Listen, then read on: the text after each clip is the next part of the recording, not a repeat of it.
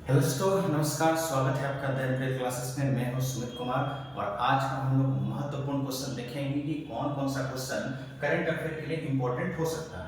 इसमें सबसे पहला क्वेश्चन है कि मोपा हवाई अड्डे में डीजी यात्रा प्रणाली शुरू की गई है, यह किस राज्य में स्थित है।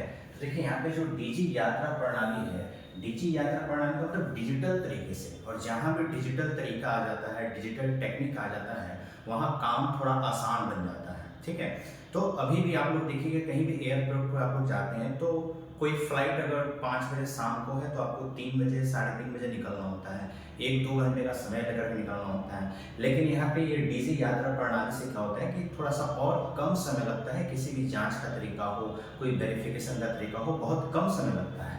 तो ये डीजी यात्रा प्रणाली अभी हाल फिलहाल जो है वो गोवा में शुरू किया गया है। ठीक है, तो ये यात्रा को और आसान बनाता है और बहुत कम से कम समय में जो है आप एयरपोर्ट पे पहुंच करके अपना वेरिफिकेशन करा करके आप अपनी एक सुगम यात्रा को पूरा कर सकते हैं। ठीक है, चलिए अगला प्रश्न देखते हैं हम लोग कि my C G H S iOS app. iOS का मतलब वो खास करके जो एप्पल वाले मोबाइल होते हैं उनके लिए हाल ही में किस मंत्रालय ने लॉन्च किया है। तो माई सी जी एच एस ये एक तरह से स्वास्थ्य विभाग से संबंधित है, हेल्थ डिपार्टमेंट से रिलेटेड है। इसमें क्या है कि आप डिजिटली तरीके से यानी ऑनलाइन तरीके से आप किसी भी बीमारी पे चर्चा कर सकते हैं, किसी डॉक्टर से किसी भी प्रकार का कोई समस्या है, कोई रोग है, तो आप वीडियो कॉलिंग के माध्यम से भी इस पर डिस्कस कर सकते हैं। हालांकि ये व्यवस्था पहले से है, निजी डॉक्टरों के पास ये अवेलेबल ऑलरेडी है, बट यहाँ पे सरकार ने लॉन्च किया है। तो आखिर ये हेल्थ से रिलेटेड है तो किस मंत्रालय के द्वारा लॉन्च किया जाएगा। तो सीधी सी बात है, केंद्रीय स्वास्थ्य मंत्रालय के द्वारा, है ना। तो केंद्रीय स्वास्थ्य मंत्रालय के द्वारा इसलिए क्योंकि ये हेल्थ से रिलेटेड है। ठीक है, चलिए अगला प्रश्न की तरफ हम लोग बढ़ते हैं। अगला प्रश्न है कि किस राज्य में 5200 साल पुरानी हड़प्पा बस्ती का पता चला है। देखिए इतिहास एक ऐसा विषय है कि समय समय पर इस पर शोध होते रहती है, कुछ ना कुछ पता चलते रहता है। तो जो कि हम लोग पहले से जानते हैं कि हड़प्पा सभ्यता वो अगर एनसीईआरटी या कार्बन 14 के हिसाब से देखा जाए तो उसका समय काल जो है कब से स्टार्ट होता है, 2650 ईसा पूर्व से स्टार्ट होता है ना। 2650 ईसा पूर्व से शुरुआत होती है। ये लगभग कार्बन 40 के हिसाब से किसी किसी बुक में आपको 2500 ईसा पूर्व दिखाई देगा, किसी किसी में 2350 ईसा पूर्व दिखाई देगा। तो अलग अलग है, डेट कंफर्म नहीं हो पाता है, इसलिए इसका प्रूफ नहीं मिल पाता है। तो हमेशा समय समय पर इसका खोज होते रहता है। तो एक हड़प्पा बस्ती, पुरानी हड़प्पा बस्ती का पता चला है कि वो कौन सा एरिया है। तो वो एरिया है आपका गुजरात, है ना। गुजरात वाले सेक्शन में जो है यहाँ पे प्राप्त हुआ। वैसे भी आप देखिएगा जो हमारा हड़प्पा सभ्यता है वह भारत के इस वाले एरिया में त्रिभुजाकार आकृति में फैला हुआ है, पूरा का पूरा लगभग जो है 12,93,666 वर्ग किलोमीटर के आसपास उसका एरिया है। और जिसमें से सबसे पुराना अगर नगर देखें तो हड़प्पा नगर है, इसलिए उस पूरे सभ्यता का नाम रख दिया गया हड़प्पा सभ्यता। जबकि सबसे बड़ा नगर आप देखिएगा तो मोहनजोदड़ो है, जिसे सिंध का खलिस्तान या मृतकों का टीला के नाम से जाना जाता है। चलिए अगले प्रश्न की तरफ बढ़ते हैं।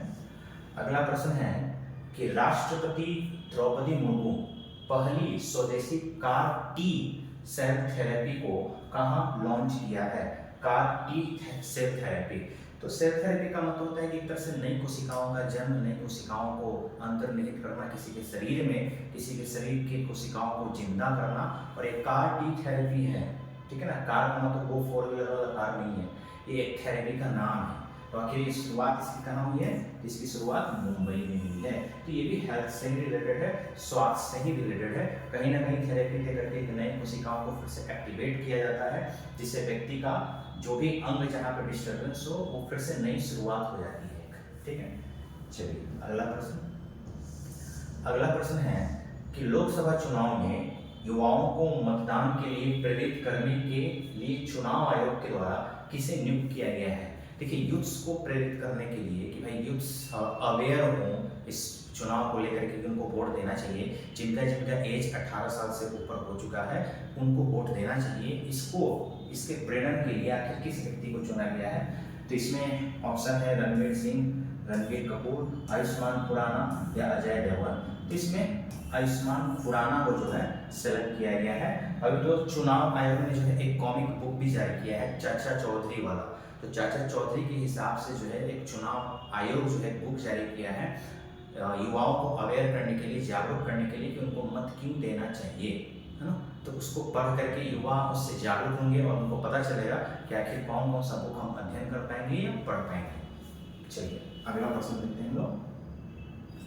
अगला प्रश्न है कि पेप्सिको इंडिया के द्वारा मध्य प्रदेश में 1266 करोड़ रुपए का फ्लेवर प्लांट कहाँ स्थापित किया गया है।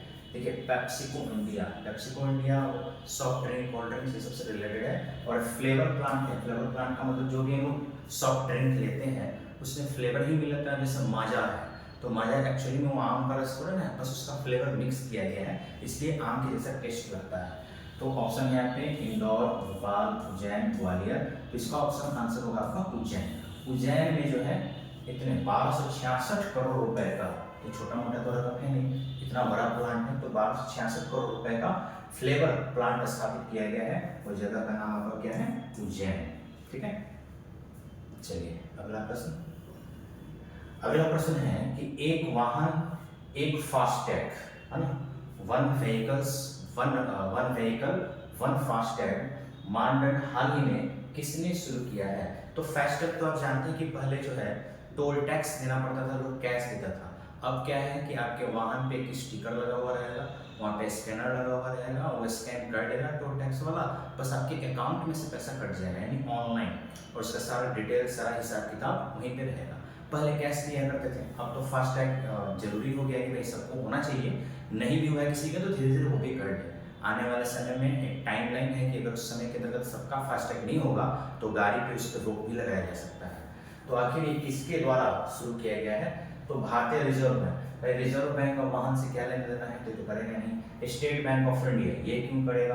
भारतीय राष्ट्रीय राजमार्ग प्राधिकरण, ये हो सकता है। हिंदुस्तान एरोनॉटिक्स लिमिटेड, एरोनॉटिक्स भाई हमको हवाई जहाज थोड़ा उड़ाना है, हमको जमीन के रास्ते की बात करनी है।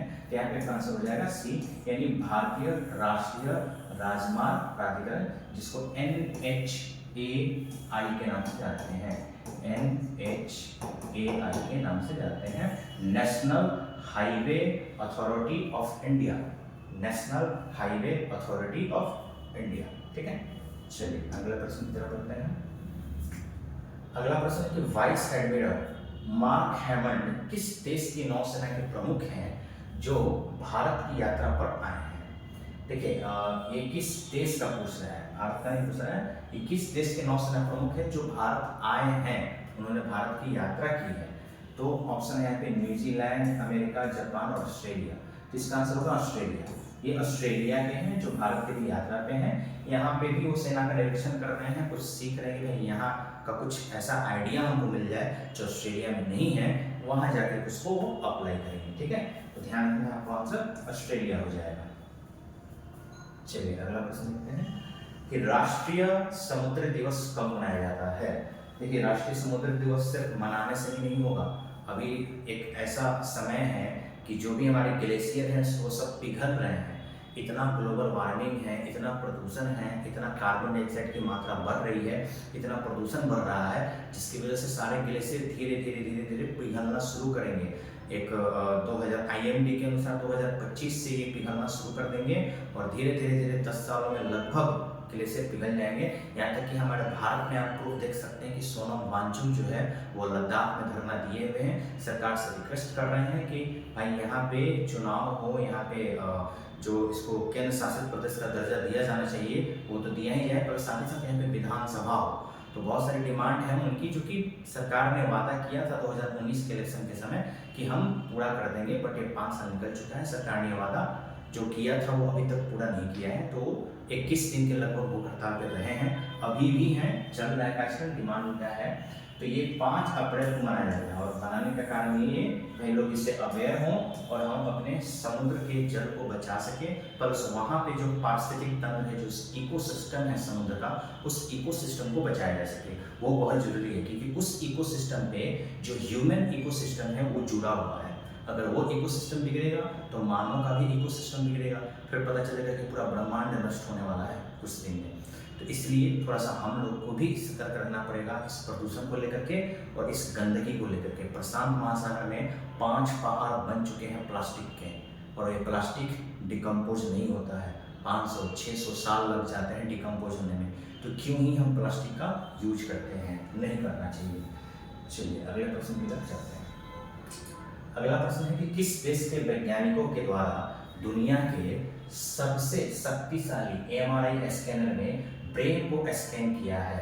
देखिए एमआरआई स्कैनर जो है ये काफ़ी डीपली स्कैन करता है, एक अच्छा ये तरीका, एक टेक्निक माना जाता है। तो ब्रेन को स्कैन किया गया है, तो लगभग पूरे ब्रेन को इंटरनली एक पार्ट जो स्कैन कर लिया जाए। आखिर किस देश में ये सक्सेस हो पाया? तो ऑप्शन है आपके पास जापान, फ्रांस, जर्मनी और अमेरिका। तो ये कारनामा जो है फ्रांस ने किया है, बहुत ही बेहतरीन है। टेक्नोलॉजी का काफ़ी लाभ हमें मिलने वाला है आने वाले दिनों में। कुछ दिनों में ऐसा होगा कि जो एक्सरे है या एमआरआई है, कुछ भी है किसी भी तरीके का, तो एआई के माध्यम से, आर्टिफिशियल इंटेलिजेंस के माध्यम से उसको बड़ी आसानी से पढ़ा जा सकता है। ठीक है, तो यहाँ पे आपको ध्यान रखना है कि ये 10 क्वेश्चन जो है हमारे लिए बहुत ही इंपॉर्टेंट है। इसको आप लोग कॉपी में नोट करते होंगे, ये हमें उम्मीद है। फिर से हम लोग अगले वीडियो में 10 महत्वपूर्ण प्रश्नों के साथ लेंगे। फिलहाल आज के लिए धन्यवाद।